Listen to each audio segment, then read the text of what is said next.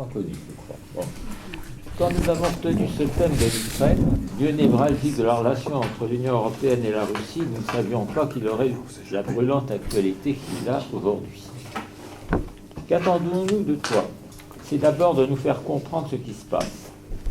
D'abord, on va peut-être, si tu le veux bien, faire pour nous un rappel historique, nous faire comprendre quelle a été la genèse de la situation actuelle, en évoquant les particularismes en Ukraine, pays et société très composites de l'Ukraine de l'Ouest, que l'on aurait tendance à assimiler à l'Europe centrale du fait de son ancienne appartenance à la Pologne et à l'Empire austro-hongrois, à l'Ukraine de l'Est russophone, en passant par la Crimée, dont plusieurs personnalités ont rappelé récemment qu'elle était russe.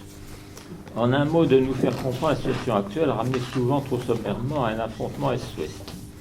En second lieu, de nous dire quelles sont, selon toi, les issues possibles du drame actuel, les divers scénarios envisageables. Comment agir, au-delà des menaces et des escalades, d'abord verbales, pouvant conduire à de véritables ruptures, voire des guerres. Comment imaginer des solutions pacifiques et respectant les intérêts des parties en présence.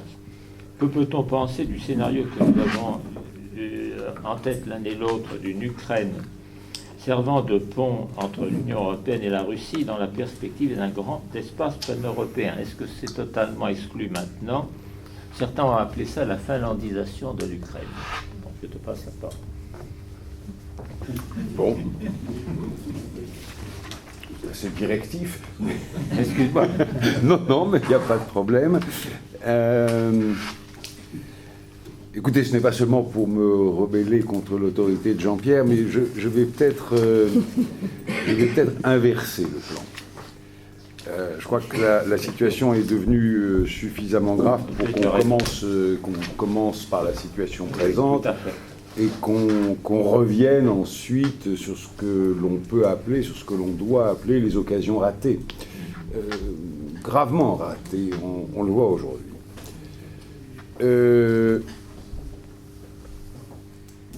Il ne faut jamais dire jamais. Tout reste possible. M. Kerry et M. Lavrov se verront vendredi à Londres.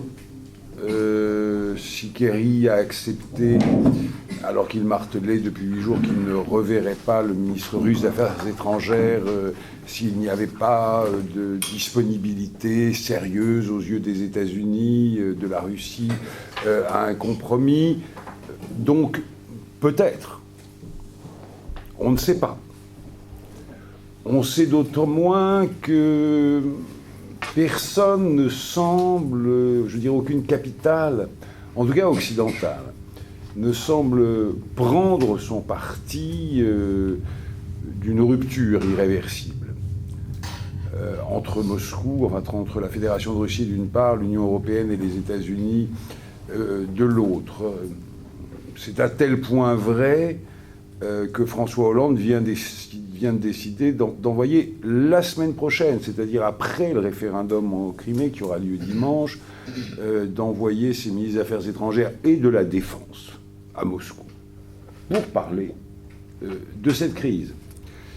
Donc, référendum ou pas dimanche, il y a toujours une volonté de chercher un compromis. Les portes n'ont pas été réellement fermées. Donc peut-être, oui. Pour ma part, j'y crois guère. Je ne dis pas que je n'y crois pas, je n'y crois guère. Je n'y crois guère parce que on est dans une situation où, premièrement, Vladimir Poutine ne peut plus reculer. La sagesse, au point où nous en sommes, serait qu'il empoche dimanche une victoire politique, avec un oui très massif, qu'il peut obtenir même sans fraude massive, à un rattachement de la Crimée à la Fédération de Russie, et qu'ayant empoché cette victoire politique, ayant instauré un rapport de force, puisqu'il pourrait dire à ce moment-là, vous voyez bien que la Crimée le voulait, la Crimée le souhaitait, la Crimée le veut toujours. Mais, en homme sage, je vous appelle à négocier maintenant des formules de transition qui respecterait la volonté du reste de l'Ukraine, la légalité internationale, etc., etc. Ce serait la dernière possibilité. C'est pour cela d'ailleurs que les Occidentaux ont bien pris soin de dire, tous explicitement, implicitement, mais tous, que pour eux la ligne rouge n'était pas l'organisation en elle-même du référendum de dimanche, puisque de toute manière ils le considèrent comme illégal, ce qu'il est, et d'avance nul et non avenu, ce qu'il ne sera pas.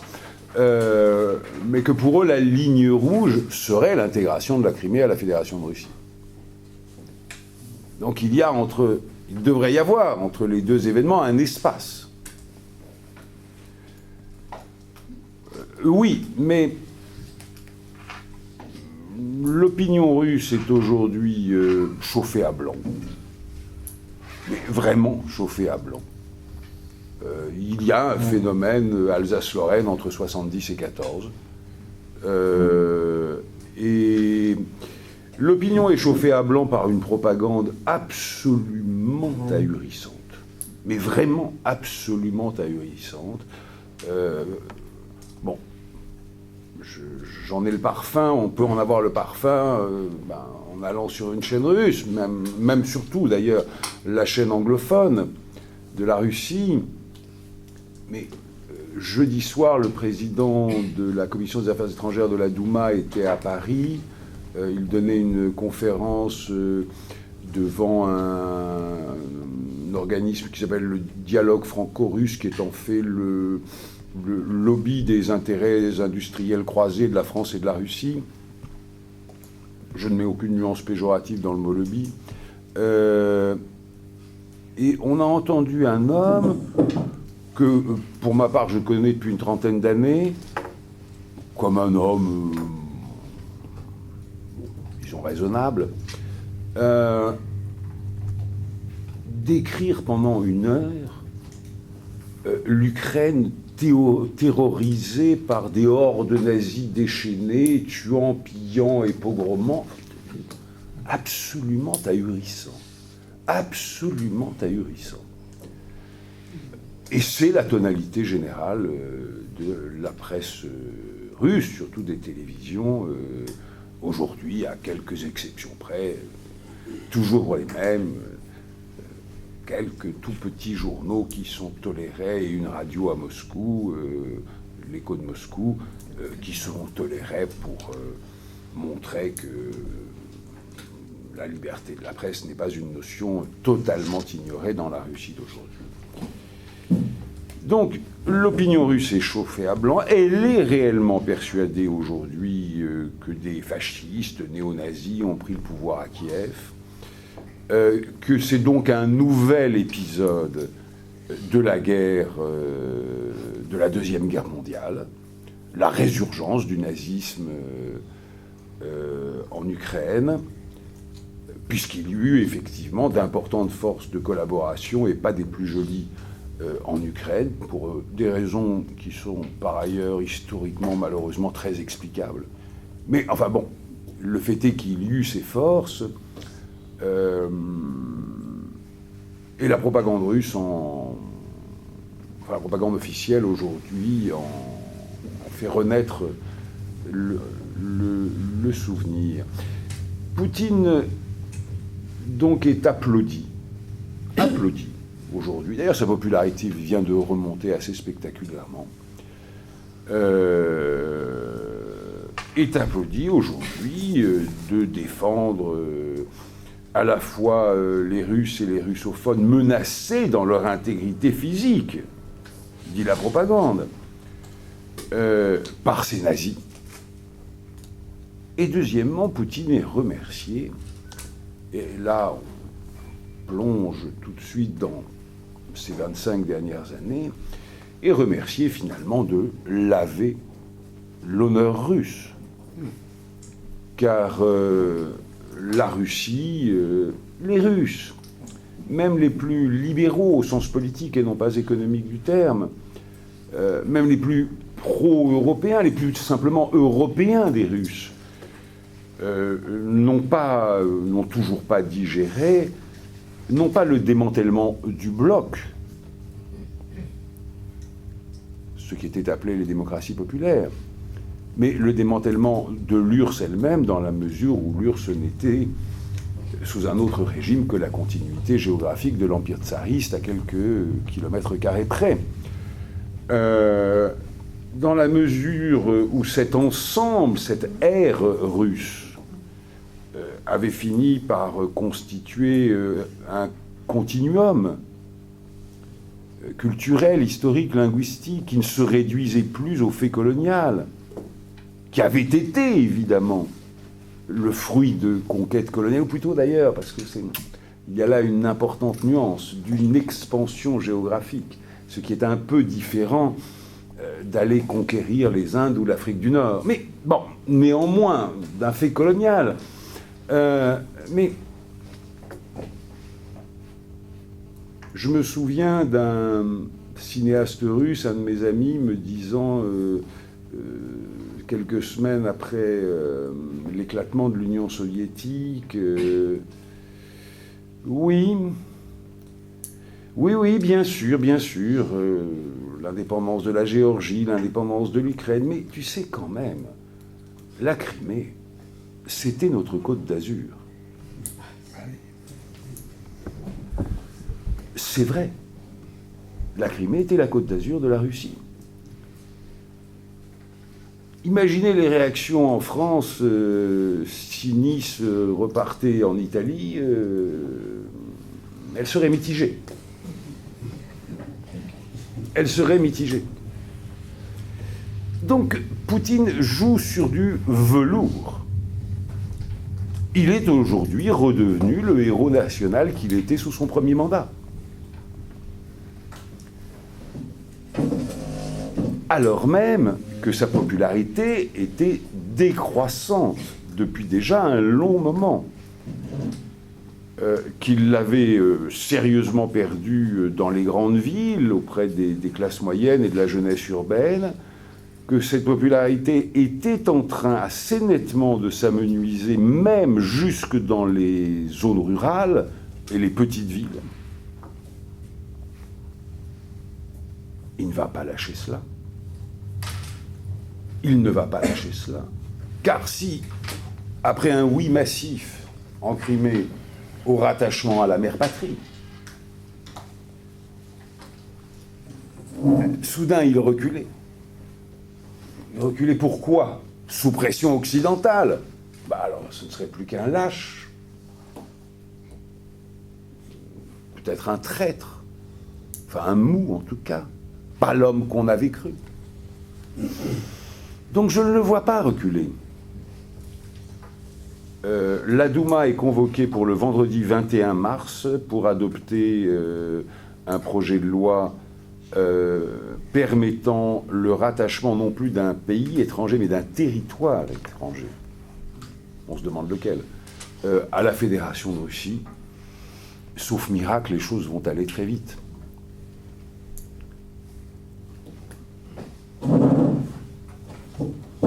Or, je ne crois pas non plus que les capitales occidentales laisseront passer cela.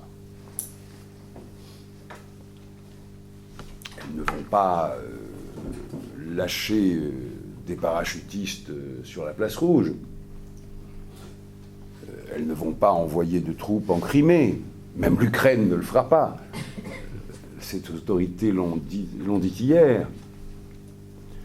Mais je crois vraiment... Beaucoup de gens ne le croient pas.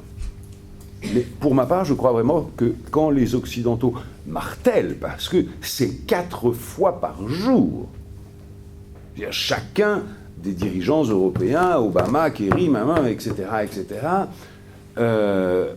martèle qu'il y aura des sanctions s'il y a annexion de la Crimée, je crois qu'ils sont sérieux. On pourra débattre tout à l'heure de la pertinence de cette attitude. Je crois pour ma part qu'elle est pertinente. Mais enfin bon, c'est sujet à débat. Mais ce qui ne me semble pas sujet à débat, c'est qu'ils prendront ces sanctions. Et ces sanctions seront graduelles,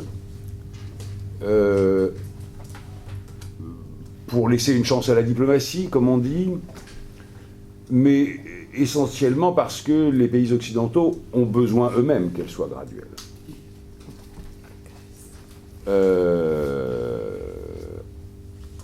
L'Allemagne, ne parlons pas de la Bulgarie, ne peuvent pas se passer du jour au lendemain des approvisionnements en gaz russe. Il y a d'énormes intérêts occidentaux, aussi bien américains qu'européens, aujourd'hui en Russie. Un très grand nombre de très grandes sociétés américaines ou européennes ont beaucoup investi en Russie. Elles auraient donc tout à perdre à ces sanctions qui seront évidemment suivies de représailles russes, les visant en premier lieu, car il est plus commode de viser Renault ou Danone ou je ne sais quelle société occidentale que de dire dans ces conditions on coupe le robinet du gaz, parce que couper le robinet du gaz, c'est se tirer dans le pied pour les Russes.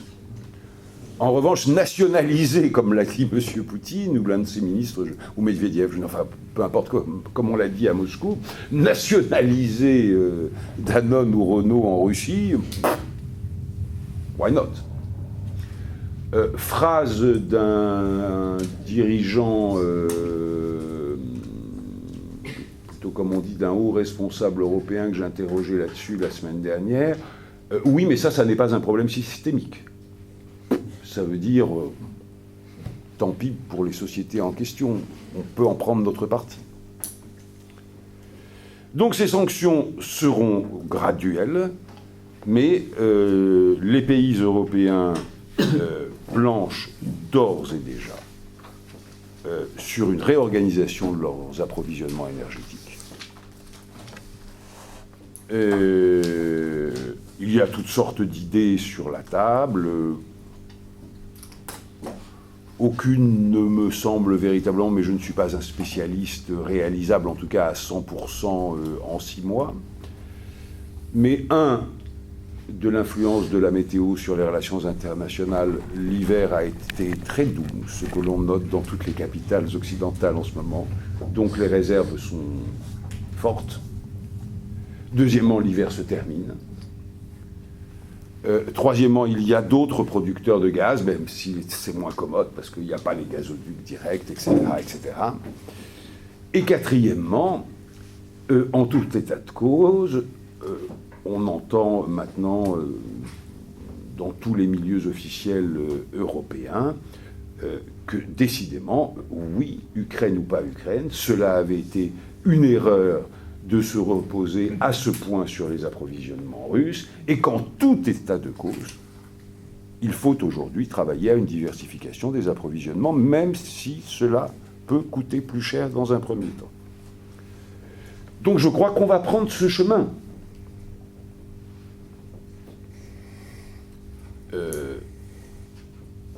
Il y aura aussi des sanctions plus ciblées, etc. Mais en prenant ce chemin, nous allons évidemment, et c'est l'objectif, accroître les difficultés économiques de la Russie, qui sont déjà grandissantes.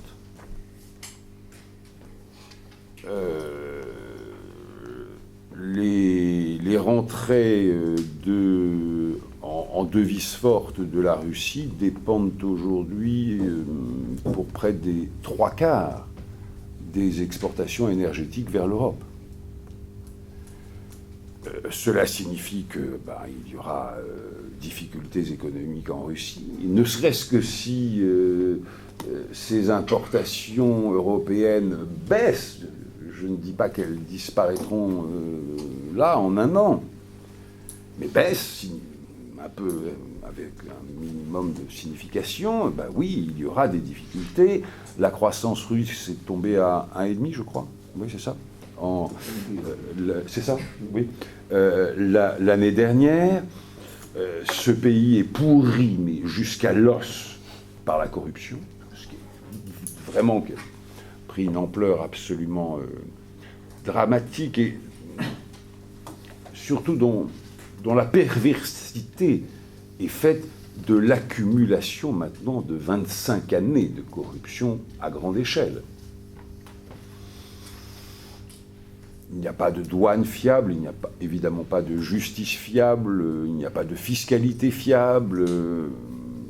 Les investissements dans les infrastructures ont été à peu près inexistants depuis très très longtemps, puisqu'il était déjà devenu dans les dernières années de l'Union soviétique.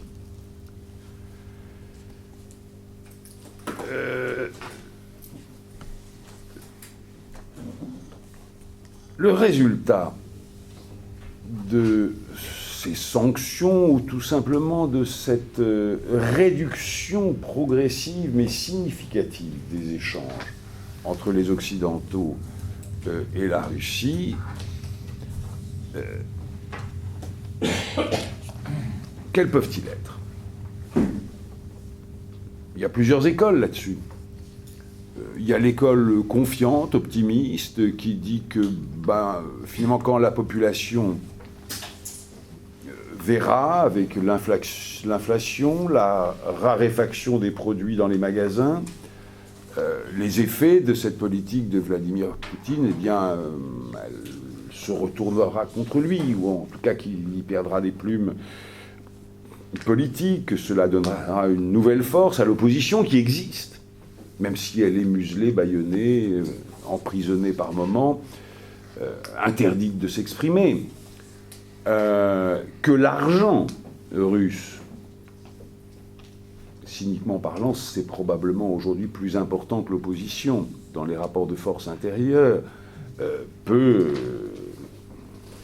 se dire que décidément Poutine est un embarras, ce qui serait un embarras pour lui. Ce qui serait un embarras pour lui parce qu'il tient son pouvoir de deux forces, les organes de sécurité d'une part, l'argent de l'autre. Alors on peut se dire, mais finalement, ce durcissement peut précipiter une évolution politique souhaitable et salutaire en Russie. Il y a une autre hypothèse à laquelle je crois beaucoup.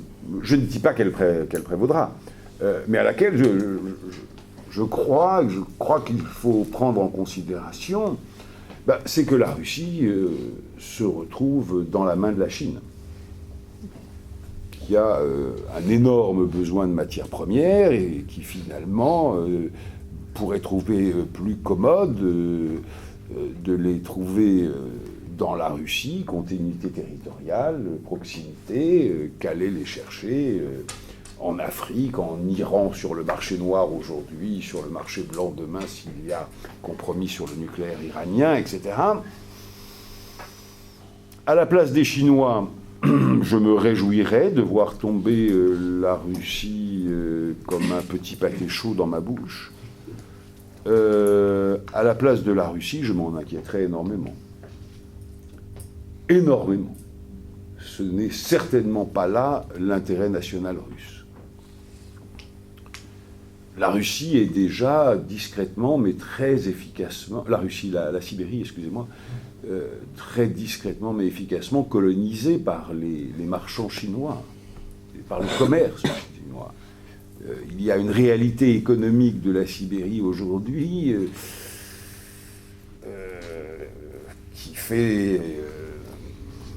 qui pose une question sur la pérennité du contrôle de la Sibérie par la Russie.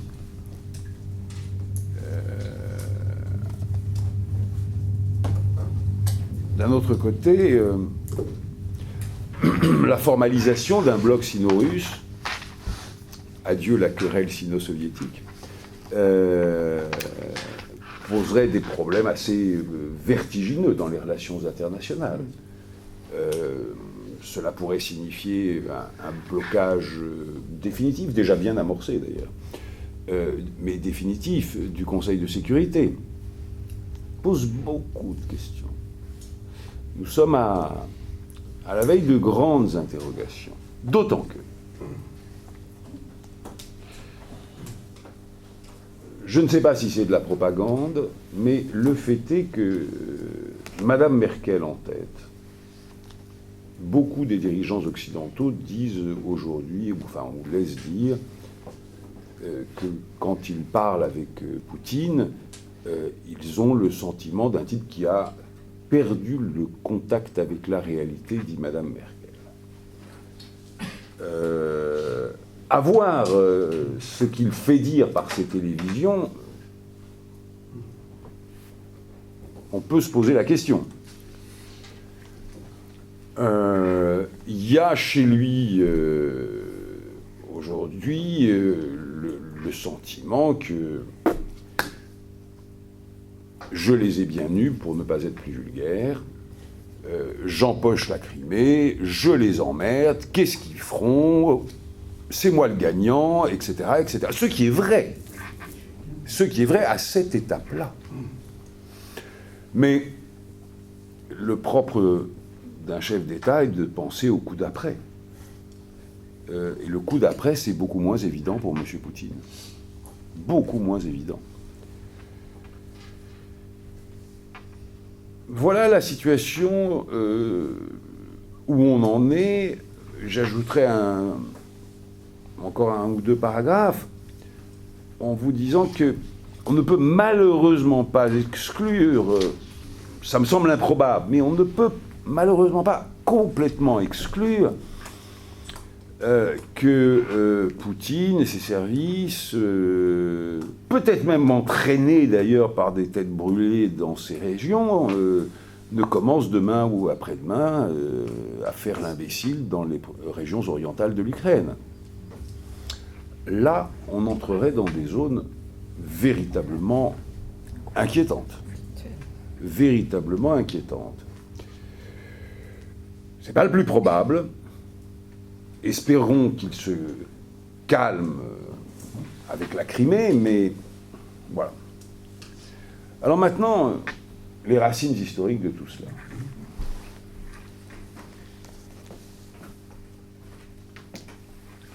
Je ne vais pas vous refaire l'histoire de la Crimée, elle est dans tous les journaux et vous la connaissez certainement. Je ne vais pas même vous refaire l'histoire de l'Ukraine, elle est largement évoquée. Mais on va refaire l'histoire de l'éclatement soviétique, de l'effondrement soviétique, puis de l'éclatement soviétique.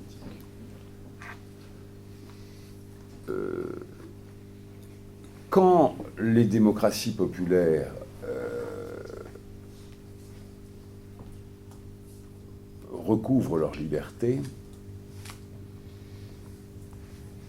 il y a un gentleman agreement entre Gorbatchev qui laisse faire, sans jamais tirer un coup de fusil ou même faire ce qu'on appelle des gesticulations militaires pour impressionner, qui laisse faire, comme il l'avait dit d'ailleurs aux dirigeants de ces pays dès qu'il est arrivé au pouvoir.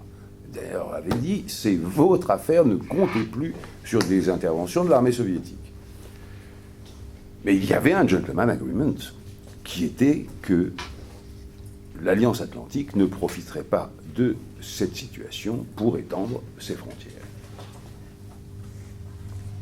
Les Occidentaux se sont assis sur la parole donnée. Nous le savons évidemment, tous ces pays sont entrés dans l'OTAN bien avant même d'entrer dans l'Union européenne. Ça n'a pas été oublié. Ça n'a pas été oublié, je dirais tout simplement que tout se paye un jour, d'une certaine manière. Alors, est-ce qu'on n'aurait pas dû le faire? Est-ce qu'on devait le faire? Ouh là là, bon, le débat est... Brzezinski a d'excellents arguments pour dire qu'il fallait le faire, mais quand on voit les résultats, fallait-il vraiment le faire? Bon, de toute manière, ces pays le voulaient. Et le voulaient mordicus. Il aurait été difficile de le leur refuser. Et, enfin, peu importe. Ça a été fait et ça n'a pas été oublié. Première faute des Occidentaux vis-à-vis de la Russie. Et de Gorbatchev, n'en parlons pas. Deuxième faute, beaucoup plus grave, encore. nous avons, pendant la presque décennie, la décennie, Yeltsin d'ailleurs, ou quasiment, applaudi frénétiquement, encouragé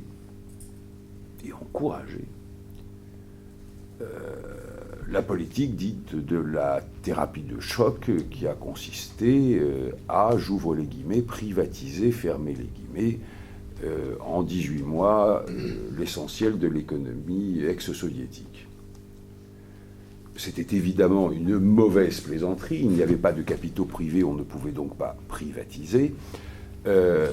Ces privatisations ont consisté en un simple partage du gâteau organisé moyennant rétribution par Yeltsin et sa famille aux deux sens du terme, au sens mafieux et au sens familial. Les Russes l'ont vu. Et mieux que tout professeur de marxisme-léninisme pendant 70 ans de l'Union soviétique, nous avons appris aux Russes que la propriété privée, c'était le vol. Deuxièmement, j'ai dit que c'était quelqu'un d'autre ? Oui, marxiste, mais bon... c'est pas grave. Oui, c'est pour la phrase est de Proudhon, mais l'idée marxiste. Voilà. Bon. On est d'accord. Et deuxièmement, nous leur avons appris que la démocratie, cela consistait à aligner la diplomatie russe sur la diplomatie des États-Unis.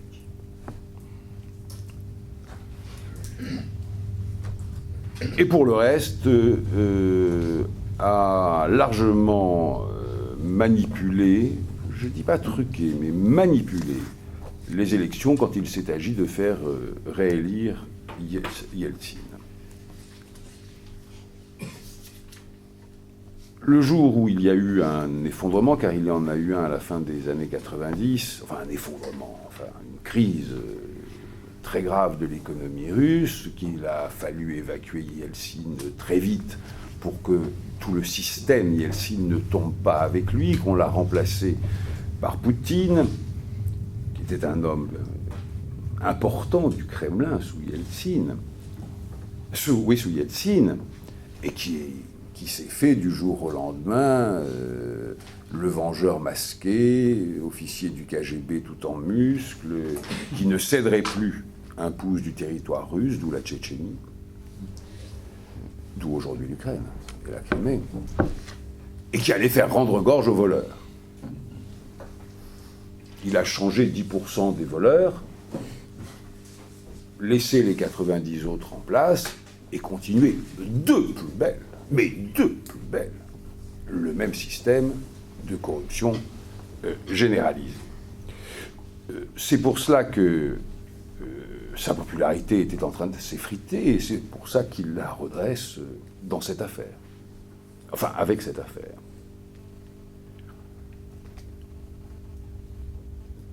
Nos torts politiques, j'entends, sont immenses vis-à-vis de la Russie.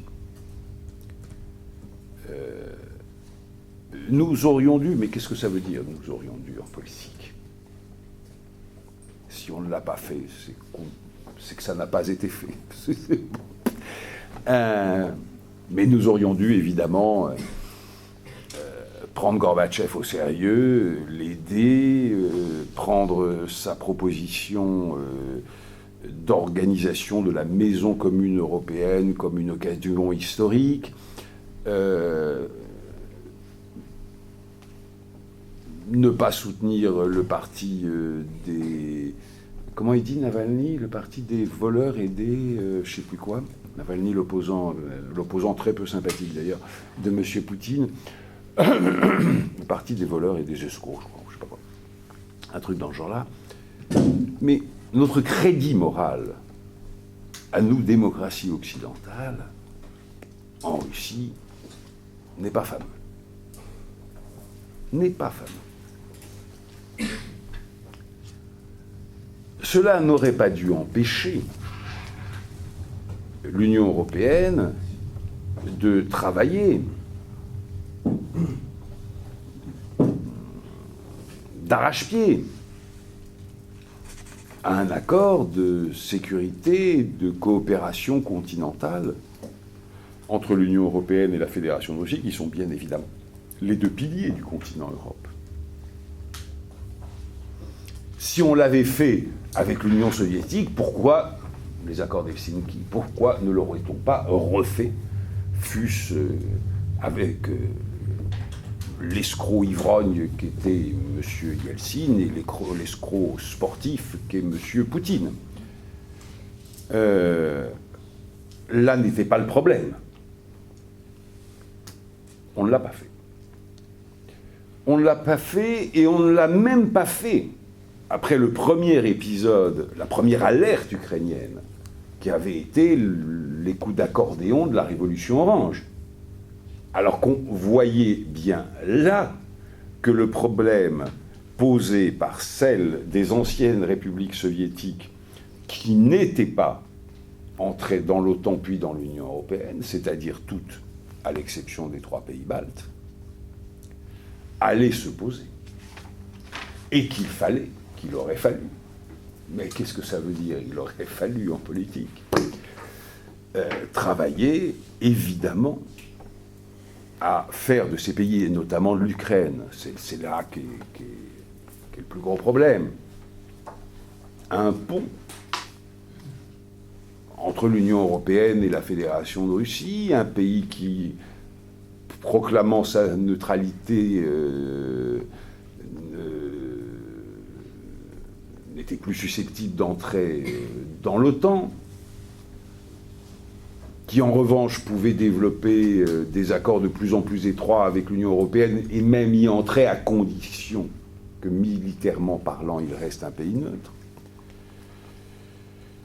Nous aurions eu tout à y gagner, nous aurions, si nous y étions arrivés, je crois qu'on aurait pu, si on s'était soucié de le tenter, éviter cette crise qui est quand même très très hasardeuse aujourd'hui. Ça n'a pas été fait. Ça n'a pas été fait. Pourquoi ? Pourquoi ? Parce que les hommes politiques gèrent le présent au lieu de dégager des horizons, parce que les hommes politiques ont bien assez de soucis à la petite semaine sans s'en inventer à moyen et long terme, parce qu'il n'y a pas beaucoup d'imagination ni de courage, parce que nous manquons singulièrement de grands esprits, aussi bien dans la sphère politique que dans la sphère intellectuelle aujourd'hui. La presse, je n'en parle pas.